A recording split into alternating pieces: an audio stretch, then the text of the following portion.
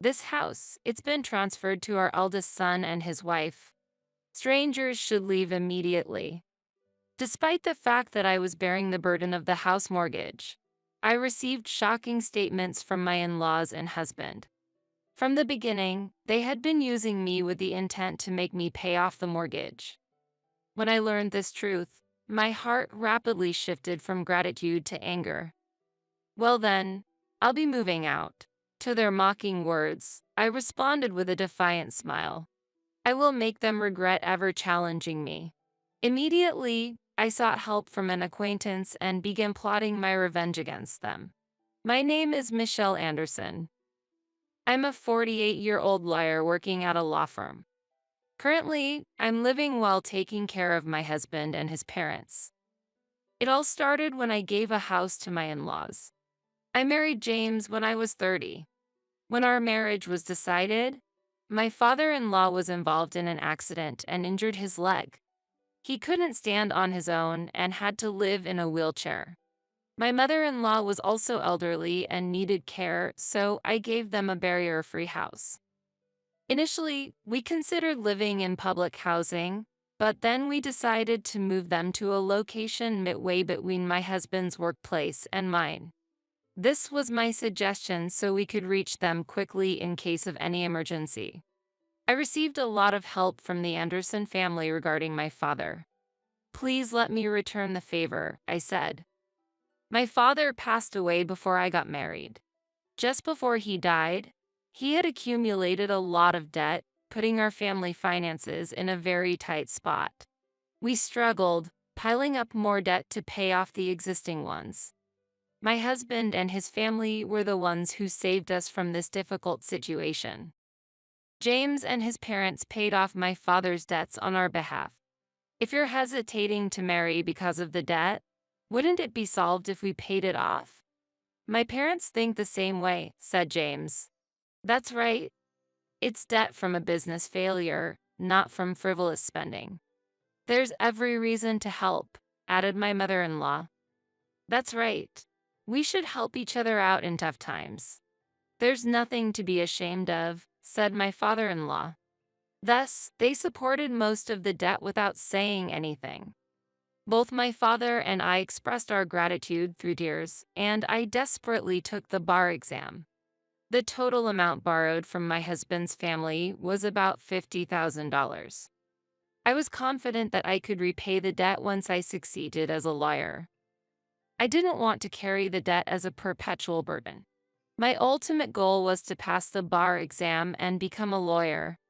With a firm vow to repay the money I borrowed from my in-laws, I continued to work hard to become a lawyer. With that strong determination, I immersed myself in studies and, as a result of tremendous effort, finally passed the bar exam. My father and in-laws celebrated my success, and my heart was filled with immense joy. To start my career in the legal field, I quickly found a job and began working at a law firm. The director was very kind, and I learned a lot from experienced senior lawyers, gradually honing my skills. Over time, I acquired exclusive clients and now hold an important position in the office as a female lawyer earning over $100,000 a year. Thanks to my professional success, I was able to completely repay the debt to my father and in-laws. However, after my mother passed away, my father soon left this world too, and I was left alone. That's when James proposed to me. You're a strong woman who can stand on your own. But I want to be the man who supports you. I will always cherish you, so please consider marrying me. Convinced by his words, we decided to marry, expecting a happy life to begin. At that time, my father-in-law was unfortunately involved in an accident.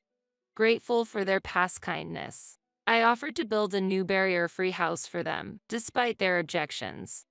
The gratitude I feel is more than words can express. Please, do not hesitate. I want you all to live comfortably. It was a sincere wish. I conveyed my earnest feelings, not just flattery. My enthusiasm reached them, and with a wry smile, my in-laws accepted my offer. However, right after agreeing, they added a condition. Michelle, why don't you live with us too? We heard you and your husband are looking for a new house. That's right. If you don't mind, let's live together. Eventually, this house will belong to you. James has an older brother. He, 3 years older than me, got married and left home a few years ago. He started his own business and, due to his business, left everything at home to James, as I heard from my mother-in-law. My brother-in-law had an oral agreement that in exchange for taking care of the aging parents, James could freely use the parents' assets. Before leaving home, my brother-in-law had communicated this to James. Moving to the new house would shorten my commute, and we would start living together with James and his parents. Since we could support each other in times of need, there was no reason to refuse living together. However, I was worried that I might trouble my in-laws.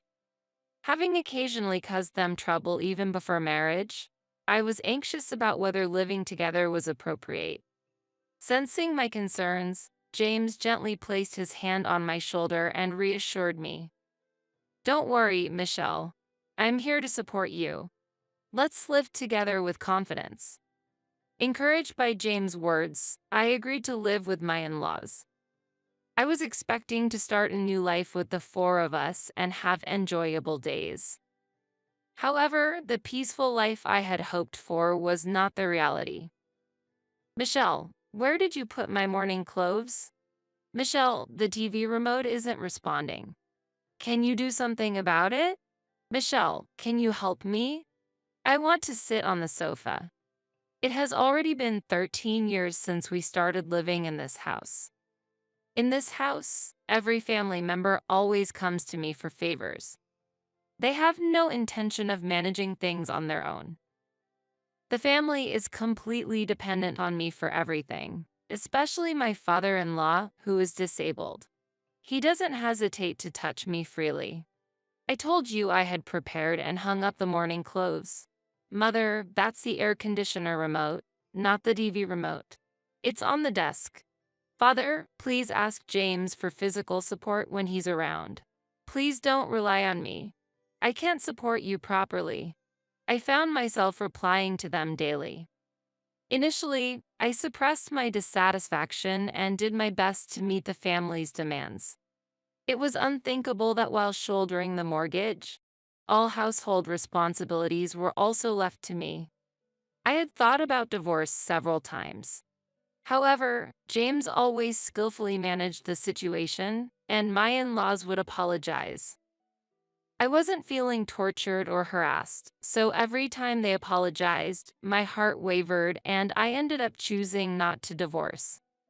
Day-to-day life was filled with the in-laws' dependence and minor frustrations. But somewhere, I felt a bond as a family, which might have made me tolerate the situation. Still, the option of divorce always flickered in my mind. My mother-in-law finally started showing signs of mild dementia, or perhaps she was just becoming forgetful. It's not clear, but such questions from her increased. James, who had promised to help before marriage, proved to be utterly unreliable in this situation. Continuing my life with these uncertainties, I gradually adapted to the environment through experience. I began to handle everything before being told and started to express my opinions clearly to James and others. However, my father-in-law's excessive behavior was something I could not overlook. I expressed my dissatisfaction not only to James but also to my mother-in-law. I can't overlook father's behavior. Lately, he pretends to have dementia to touch me. Mother, please do something. My father-in-law has not yet been diagnosed with dementia. To be precise, he was examined, but he wasn't clearly diagnosed with dementia. The symptoms were mild, so it was a gray area whether it's dementia or not, the doctor said. Don't say that. It's part of the illness. It can't be helped. Certainly, such behavior could occur in dementia tendencies. But normally, this happens at a more severe stage of the symptoms. Regarding my father-in-law's behavior, he was just using the word dementia as a shield to act freely.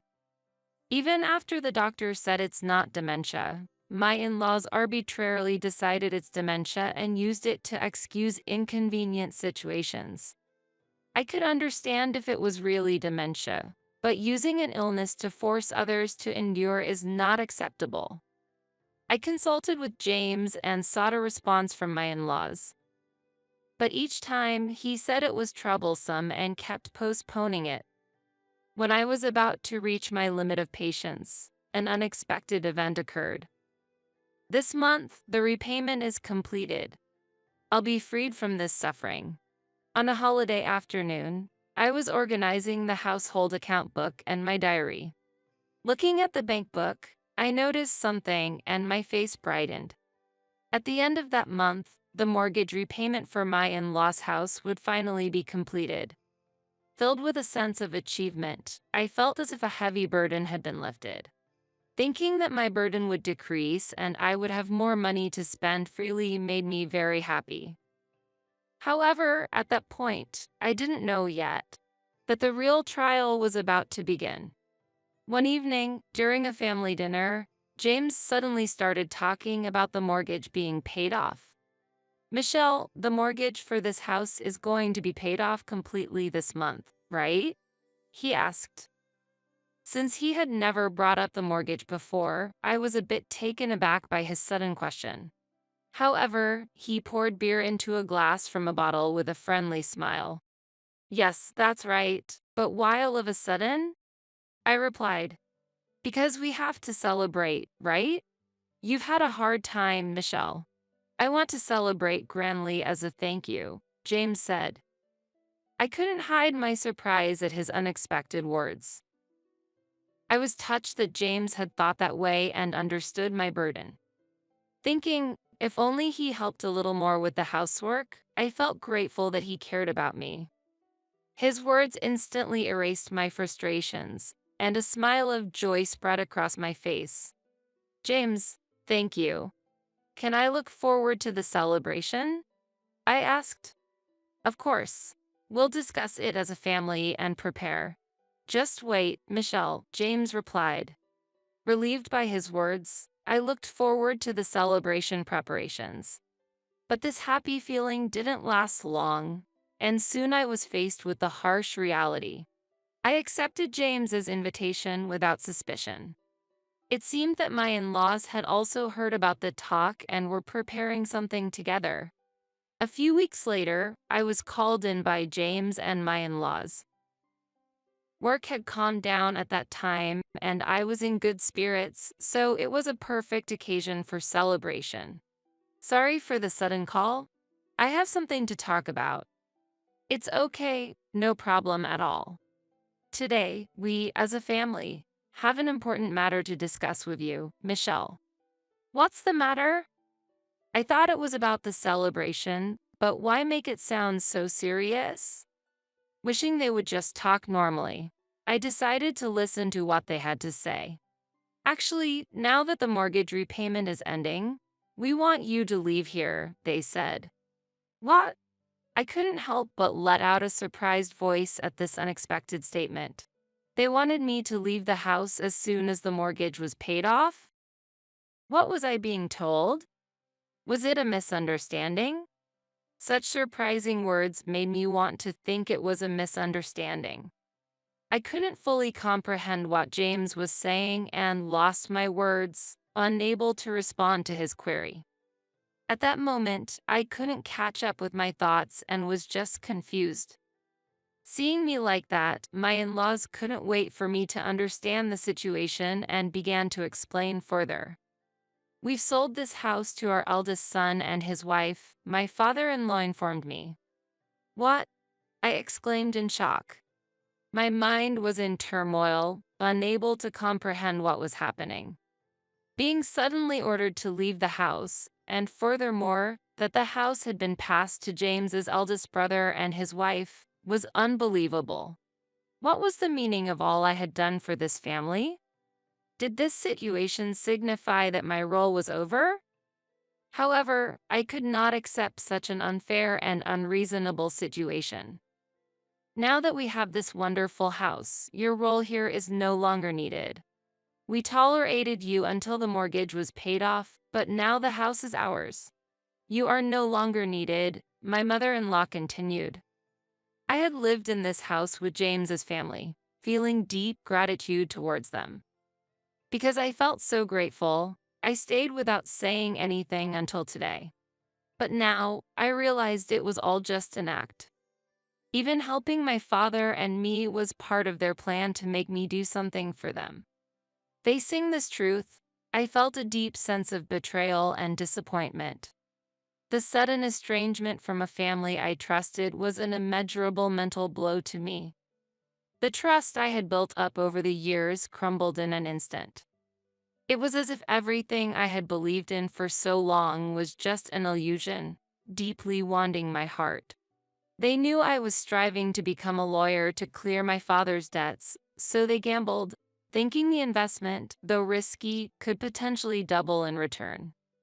It was a scheme to make me buy the house. We expected a significant return if we showed you kindness.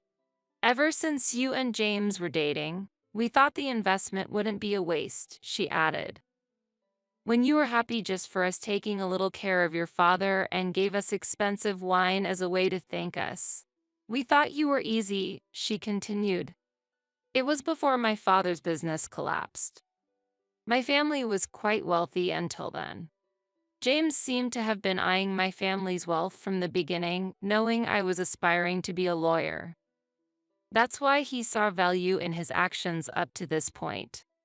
Unaware, I completely trusted James and his family. How foolish I was. I couldn't believe myself. That's why we devised this plan.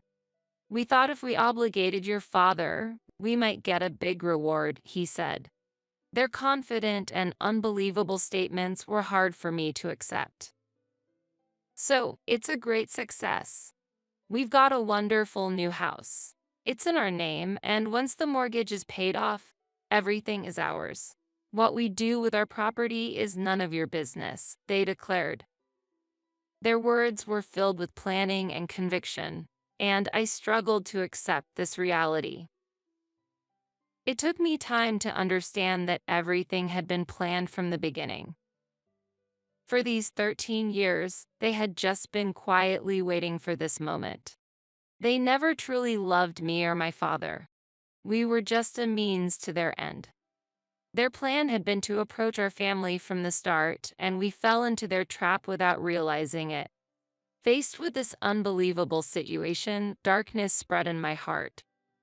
My emotions sank into deep darkness, as if I was standing on the edge of a cliff. The word despair suited my feelings at that moment. I couldn't understand everything they had done, thought, and executed. So, outsiders should leave this house immediately. You have no place here anymore. Their words inflicted a deeper wound in my heart. Confronted with the fact that I was no longer needed in this house, I was just dumbfounded. This house was once a place of peace, love, and warmth for me, but now all that had crumbled away. A chapter of my life had ended, and a new, lonely journey was about to begin. There's your stuff to pack, so it can't be immediate, James. If you do that, you'll really be in trouble. Let's do it tomorrow. I'll give you until tomorrow to pack your things properly and leave, my mother-in-law declared. This house now belongs to the Anderson family, my father-in-law added. Also, I'll get the divorce settled. There's no point in us being a couple anymore, and I'm tired of your nagging. Make sure you've signed the papers by the time you leave this house tomorrow, James said. The words Anderson family weighed heavily on my heart. It was now clear that I had never been accepted by the Anderson family from the beginning. Was I treated unjustly and made to work like a slave, struggling to balance housework and my job because I wasn't considered family? All my questions merged into one, and I could only muster a bitter smile. I was deceived by your family from the start, I murmured. That's right. Are you stupid? Don't you understand that? James retorted. Hearing his words, I felt something breaking inside me. Looking down, I slowly raised my face and, forcing a smile, gave an unexpected response to my in-laws. Then, I will move out. My heart could no longer find a reason to stay with the Anderson family. All those days were filled with their deceit. My life from now on would be a new path. When I suddenly showed a bright face and decided to leave the house lightly, my in-laws could not hide their surprised expressions. Quite obedient, aren't you? Got something up your sleeve? My mother-in-law asked suspiciously. No plans. Hearing such an incomprehensible story, I felt like my life hit rock bottom. And just like that, my love for your family cooled instantly. I'll pack up my things right away and leave this place. I'll properly sign the divorce papers. I'll have my lawyer contact you later about the division of property. Goodbye, and thank you for everything up to now, I said. Without waiting for my in-law's reaction, I returned to my room. As I packed my belongings, I held back my tears while planning my next steps. After such terrible treatment, I couldn't just let it end silently. I wouldn't be at peace until they experienced the same pain, suffering, and unfairness I had endured. While packing, I calmly thought of ways to get back at them. I meticulously planned how to inflict the greatest pain on them. Various thoughts raced through my mind as I deeply contemplated my future actions. My anger and disappointment towards the in-laws were indescribable, but I maintained my composure, searching for the best way to resolve the situation. My revenge on them had to be more than just an emotional reaction. They needed to seriously understand the consequences of their actions. My new life began from there. While I was packing, suddenly my phone rang. The moment I saw the caller's name, a strategy formed in my mind.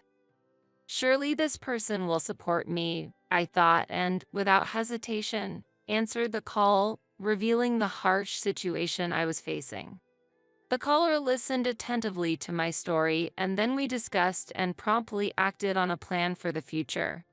Once I finished packing, I quietly left the house I had lived in for years without a word to James and his family. When I left, I decided to sever all ties with them. So, I deleted their contacts from my phone. Determined not to respond to any communication from them, my decision soon started showing results. The day after I left the house, I received numerous intense calls from my in-laws. I had deleted the numbers, but remembered them due to our long association, which weighed heavily on my mind that morning. They must have realized that I had left the house and understood what had happened. However, I had no intention of responding to their calls anymore. As I looked at my phone, I indulged in a sense of superiority over my decision and smiled lightly. At that moment, the person who provided me a new place to live reassured me, "You don't have to answer the phone at all." I gratefully nodded at his words.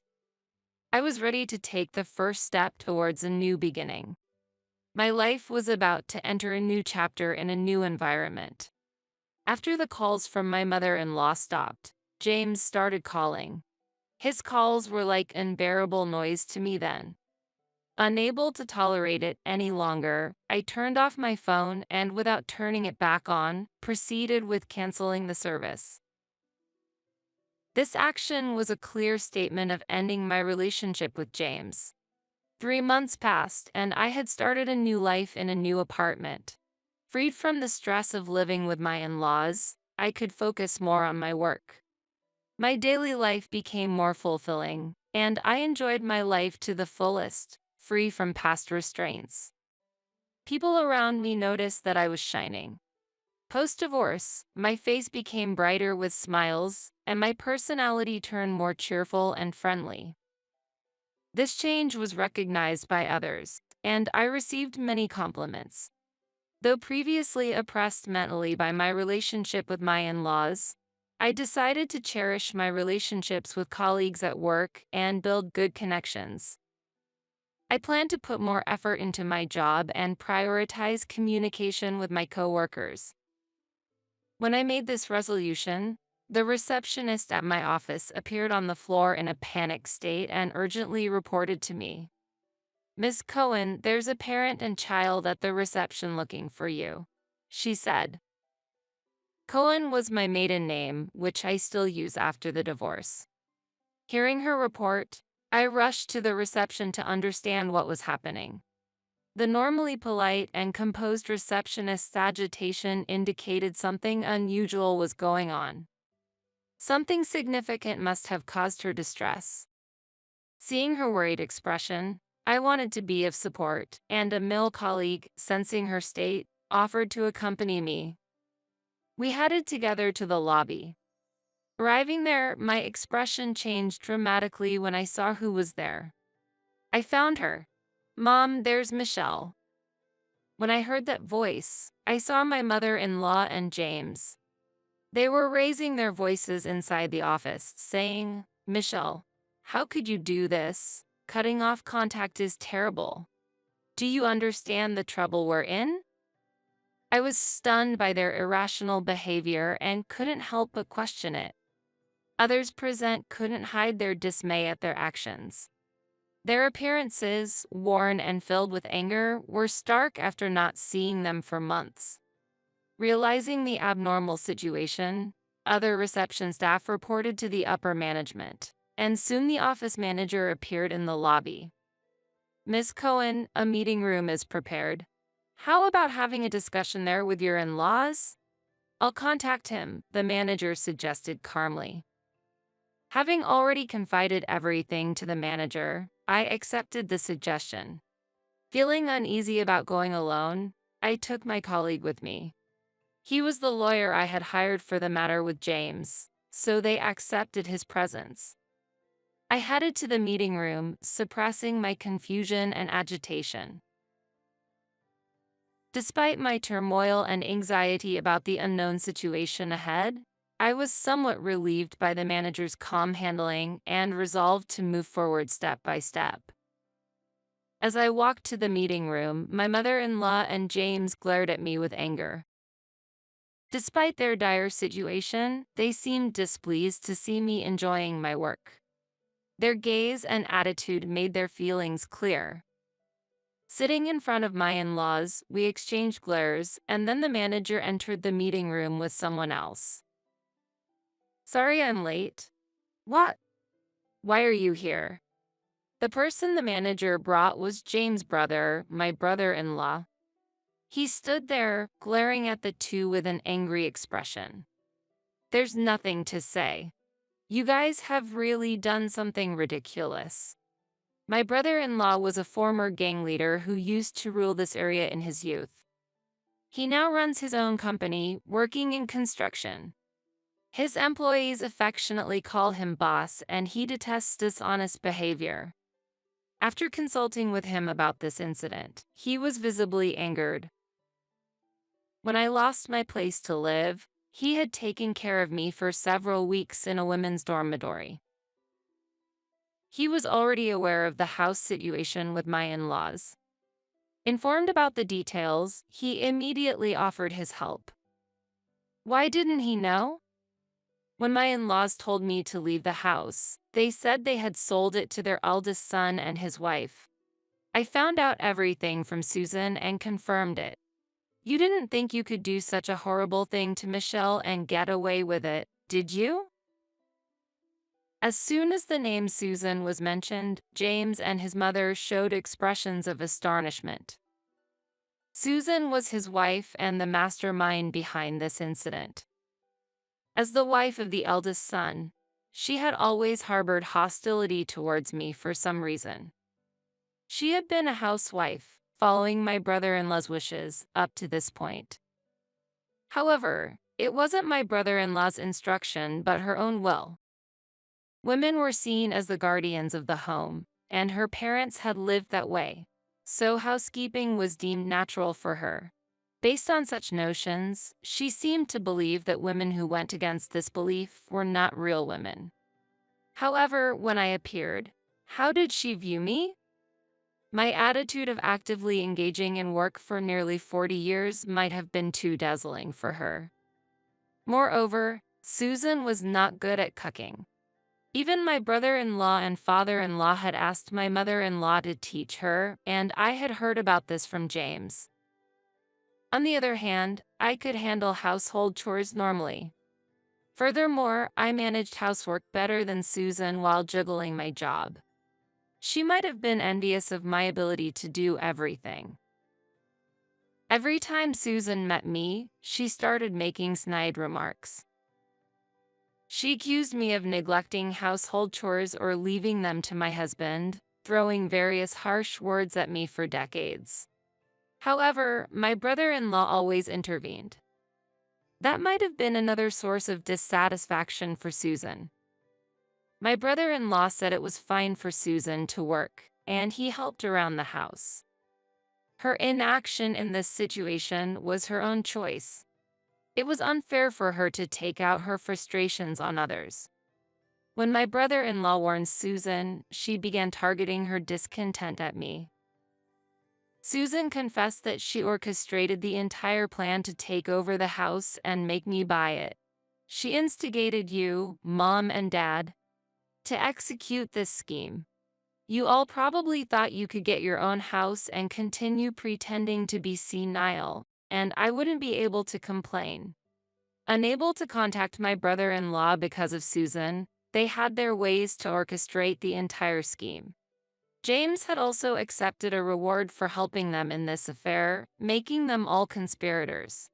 The only person who didn't know was my brother-in-law, who would have stopped such foolish actions had he been aware. This situation must have filled him with regret. So that's why everyone behaved so meekly whenever he visited. Whenever my brother-in-law came over, my parents-in-law didn't do anything. They probably understood what the outcome would be if he found out about the situation. The manager and colleagues present watched my in-laws with expressions of astonishment. So, how should we handle this? I have no intention of forgiving even a fraction of the insult I received, let alone the trouble caused to Michelle. But, it was Susan's suggestion. That's right. We were just misled by clever words. It wasn't intentional. Not intentional. You say? At James's statement, my patience reached its limit. I stood up, my face filled with anger, and yelled at my mother-in-law and James. How can you say you had no ill intentions after doing such a thing? Do you have any idea how much pain I've been through these 13 years? My suppressed emotions exploded, and I couldn't hold back my tears of anger and frustration. My mother-in-law and James had never seen me cry before. No matter the hardship, I had endured and persevered. Even when my father-in-law was falsely considered senile and acted freely, I never showed any tears and endured everything. In their eyes, I was always a strong woman who never cried. Seeing me raise my voice and cry then must have been shocking for them. Do you realize how grateful I was to you? How much I wanted to repay you? To think that the care for my father was motivated by such ulterior motives. I can forgive you. I will never forgive you. With those words as a signal, my brother-in-law brought someone into the meeting room, and a man in a black suit entered. He sat opposite us and looked intently at my in-laws. You will have to take responsibility for this. What? Faced with an incomprehensible turn of events, my mother-in-law exclaimed in surprise. This man is my lawyer, hired by brother-in-law. He is a respected attorney in our office, like a mentor to me. We intend to seek compensation for the unfair treatment I've received. What do you mean? It's pointless to dig up the past now. The past is irrelevant now. The lawyer, who had been quietly listening to my in-laws, slightly adjusted his glasses and coolly refuted them. The current evidence and the basis for the future claim of damages make the lawsuit fully feasible, especially since there was no agreement not to claim property at the time of the divorce. In this case, there is no specific time limit for claiming compensation. Furthermore, as he spoke, the lawyer took out an SSD from his pocket, and my in-laws looked confused. "What is that?" "This is the record Michelle has been keeping.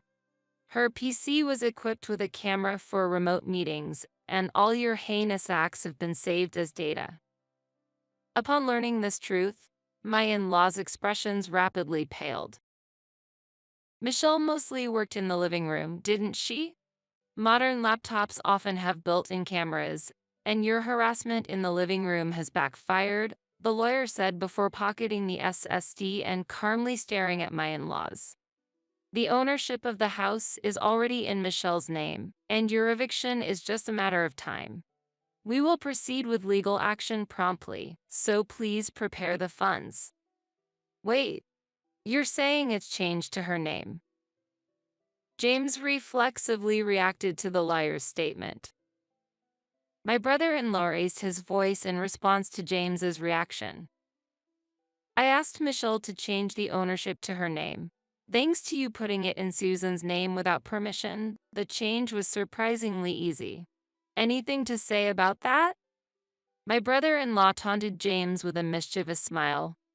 James, who had never won a fight against his brother since childhood, couldn't argue back, and my mother-in-law also remained silent. "I will also properly bill you for all the expenses involved in that transfer. That's only fair, right? After all, it was your wrongful actions. If you don't deal with what you've started, we'll be in trouble too," said my brother-in-law, folding his arms and standing imposingly, throwing those stern words at them. The two were speechless before my brother-in-law's stern demeanor. My brother-in-law had also informed Susan, his wife and the mastermind behind this ordeal, about this. After resolving this matter, he had expressed his intention to divorce her over the phone. "I'm really sorry for involving you in this, Michelle. Even though I didn't know, I will support you to the fullest until you are satisfied. Let me know any request you have.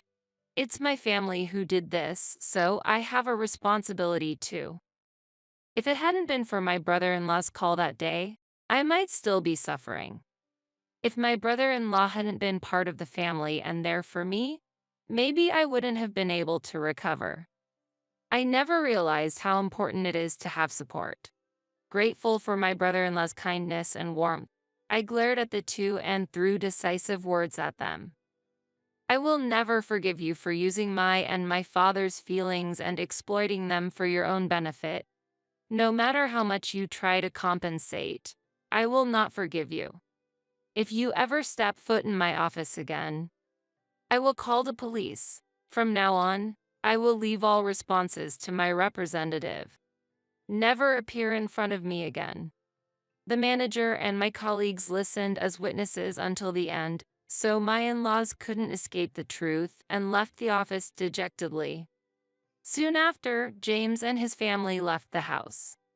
The negotiation for compensation was settled by my brother-in-law for $70,000, considering the purchase of the house, the motive behind the marriage, and the mental and physical pain I endured. I really wanted to get more, but after consulting with the lawyer, we concluded that this amount was fair, my brother-in-law said apologetically, and I nodded in gratitude.